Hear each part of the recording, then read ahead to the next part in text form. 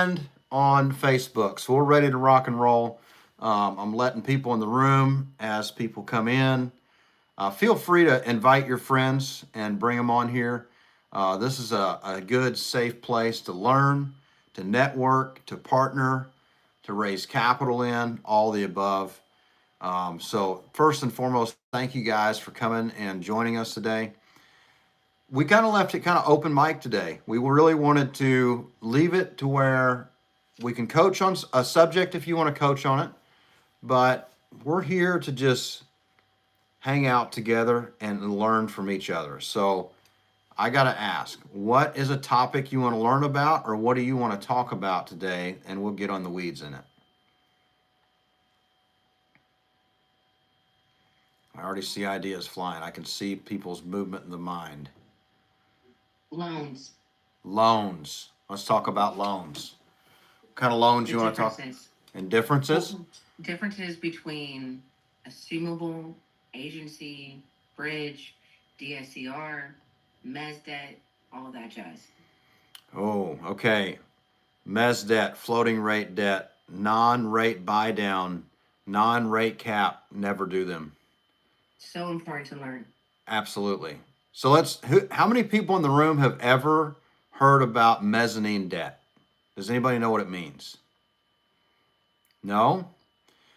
Well, it's something you should know something about. Let me tell you why. So everybody to understand a regular loan is first position, right? Does everybody know what first position means?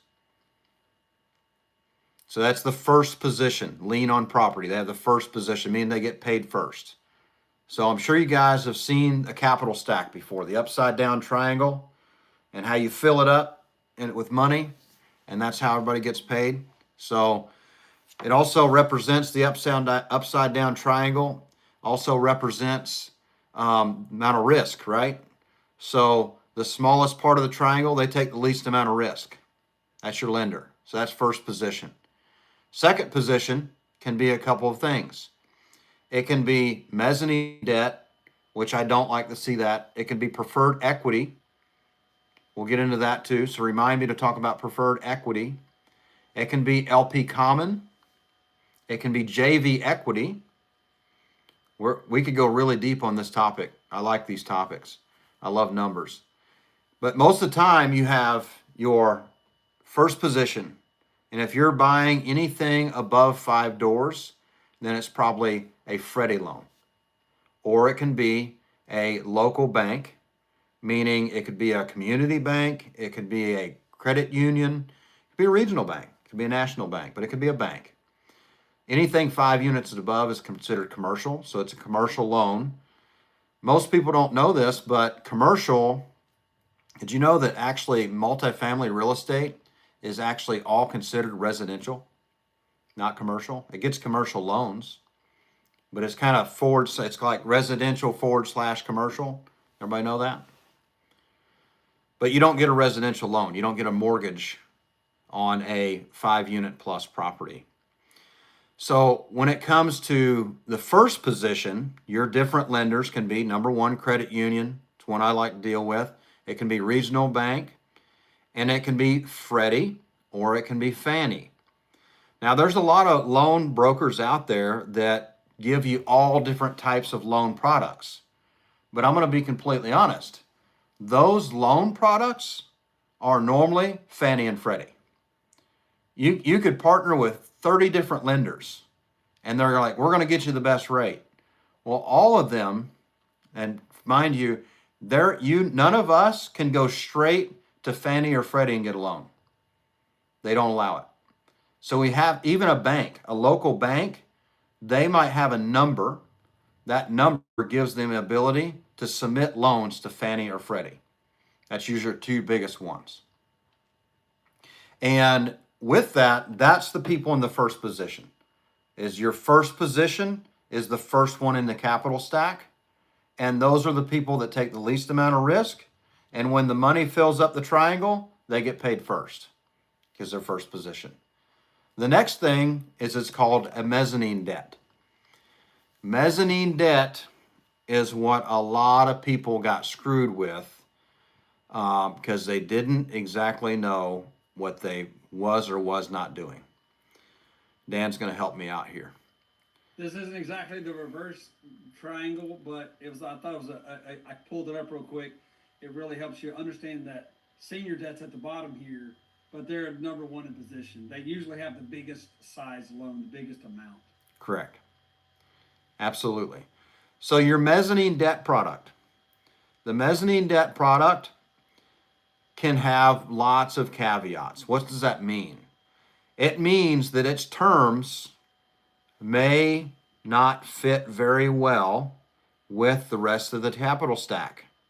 Meaning, let more people in the room, meaning you've got preferred equity and then you have common equity. Dan, do you want to call the preferred equity actually what preferred equity is, or do we want to call this LP common? Well, in most cases, you're not going to have preferred equity. So, preferred equity really is in between like a regular investor and basically institutional investor, where they don't want the upside. They want basically guaranteed annualized return typically. Yeah. So for today, we're going to call preferred equity. I'll talk about preferred equity, but we're going to call this LPs, and we're going to call this as the GP stack here. So let's go back to mezzanine debt. Mezzanine debt can be Arbor. It can be, there's tons of loan providers out there. Most of the time, they provide an additional LP check. So they come in above your senior lender, your first position. And when they do that, they have special terms and special cutouts.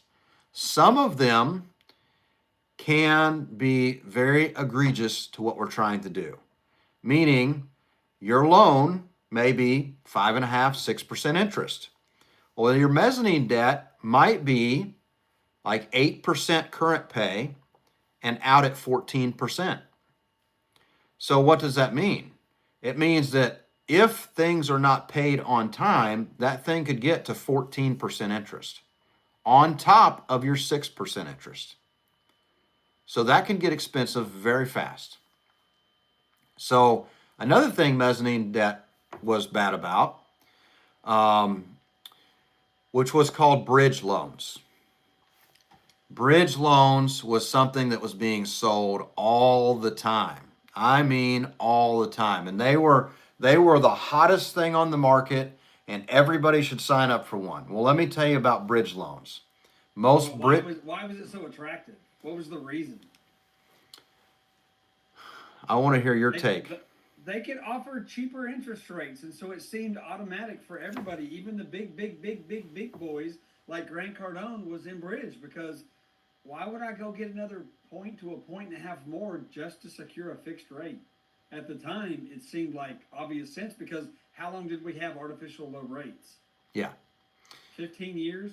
Yeah, we did. But the bridge loan really started crushing people when they didn't read the operating agreement.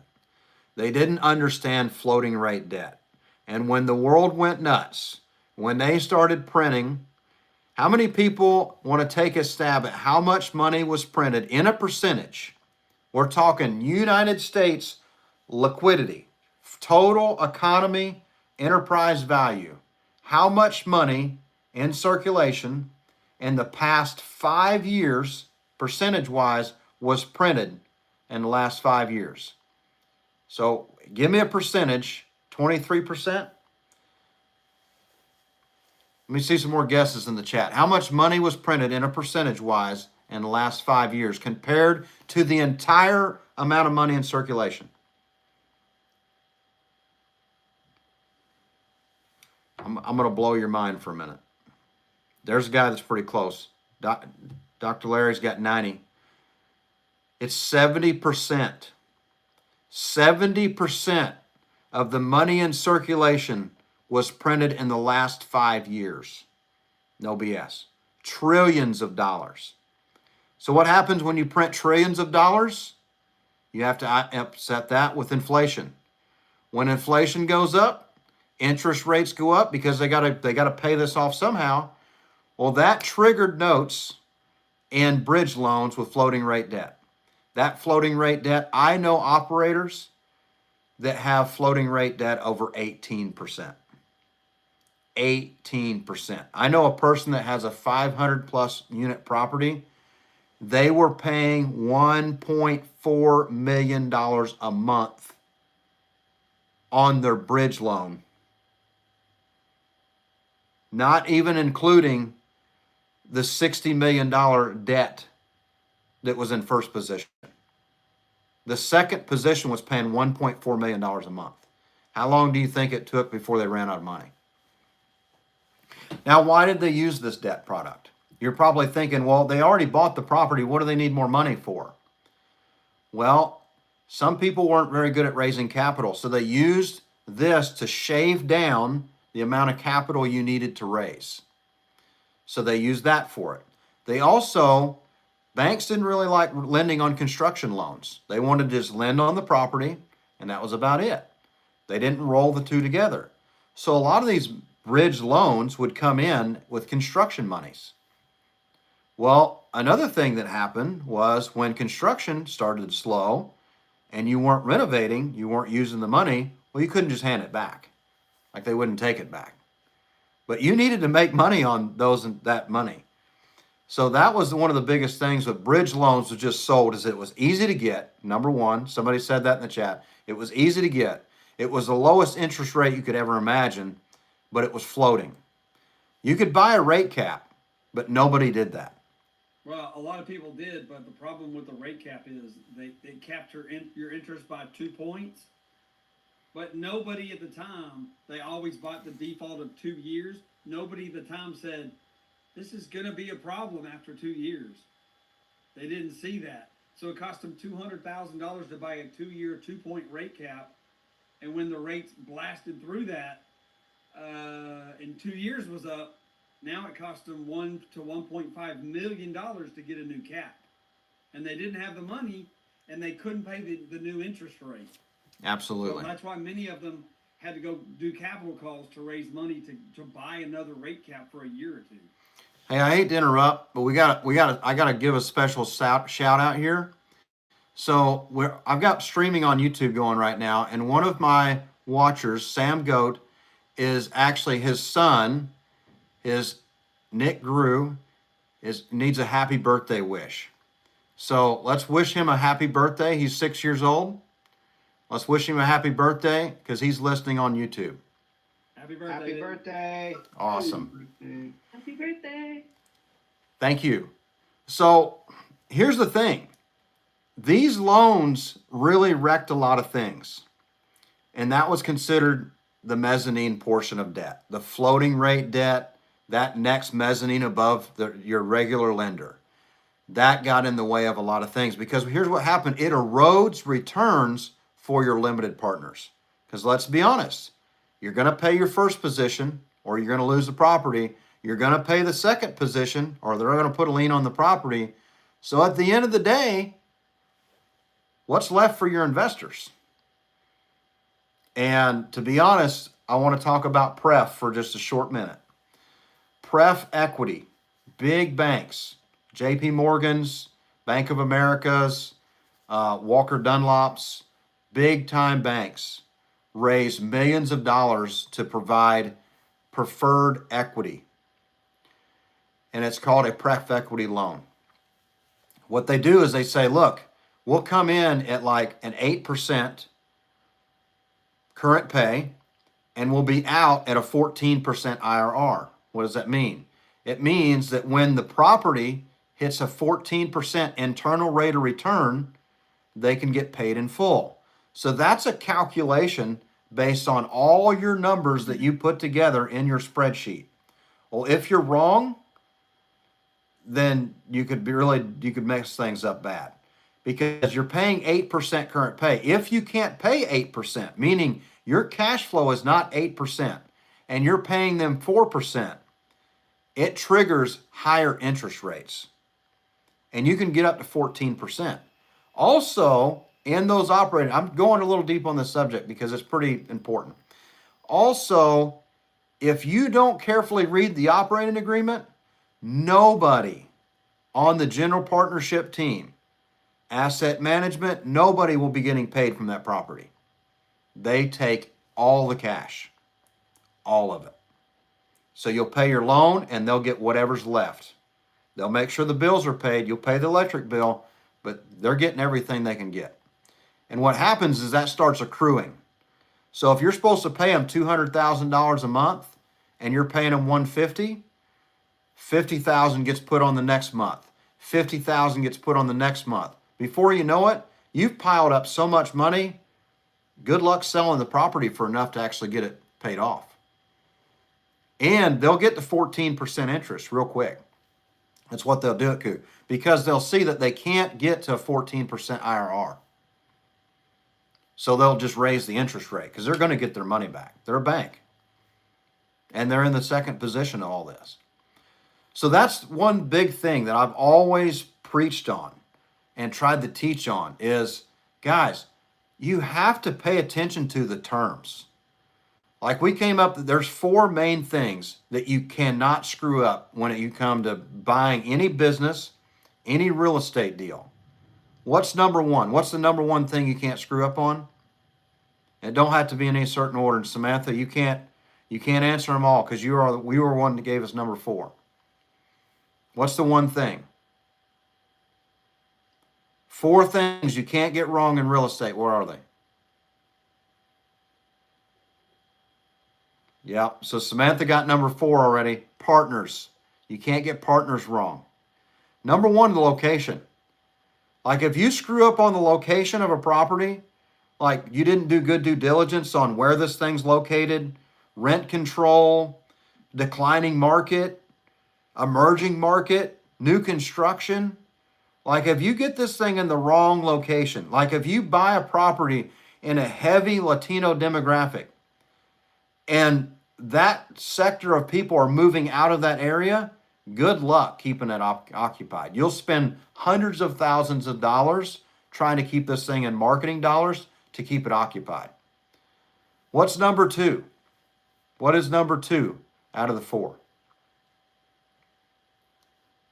The basis, the price, the cost basis. If you pay too much, once you've signed on the loan, once you've signed on the closing documents, you can't go back a week later and go, hey, can we negotiate? Like it's over. Like you've signed on however long that note is. And if it's an 8-year loan and you've told your investors you're going to be in it for 5 years, 3 years, there ain't no going back. Like once you pay too much, you pay too much. And that thing's got to mature to a level that you can get your IRR, your internal rate of return, or your average annualized return, or what I like, 2x multiple. Like if it's going to give a 2x multiple, you got to grow that property till it'll return 2x. What's number 3? This is my favorite. It's terms.